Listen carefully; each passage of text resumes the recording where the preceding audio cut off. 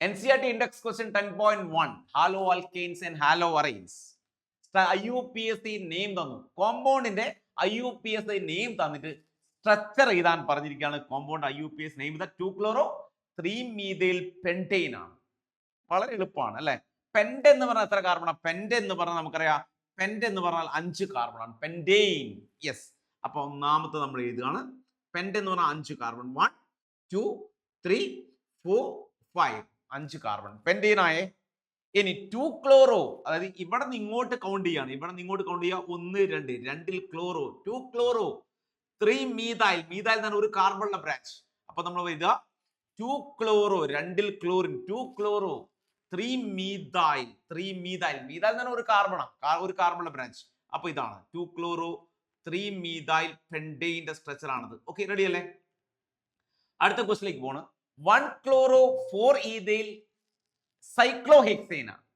സൈക്ലോഹെക്സേൻ എന്ന് കണ്ടാൽ തന്നെ മക്കൾ എന്ത് ചെയ്യുക? ഇങ്ങനെ ഒരു സൈക്ലോഹെക്സേൻ അങ്ങോട്ട് വരയ്ക്കുക. സൈക്ലോഹെക്സേൻ വരച്ചു. ഇതാണ് സൈക്ലോഹെക്സേൻ. എന്താ 1-chloro നോക്കി. 1-chloro ഇത് വെച്ചേ 1-chloro 4-ethyl. ഫസ്റ്റ് പൊസിഷനിൽ ക്ലോറിനാ. 1-chloro അപ്പൊ ഒന്നിൽ ക്ലോറിൻ കൊടുത്തു.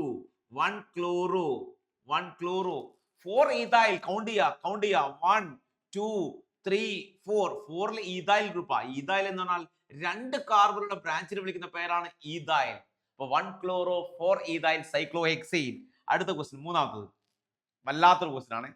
4-tertiary butyl 3-iodo heptane. ഹെപ്റ്റൻ എന്ന് പറഞ്ഞാൽ 7 കാർബണാണ്. ഹെപ്റ്റൻ അത് മനസ്സിലാക്കുക. ഹെപ്റ്റൻ എന്ന് പറഞ്ഞാൽ 7 കാർബൺ.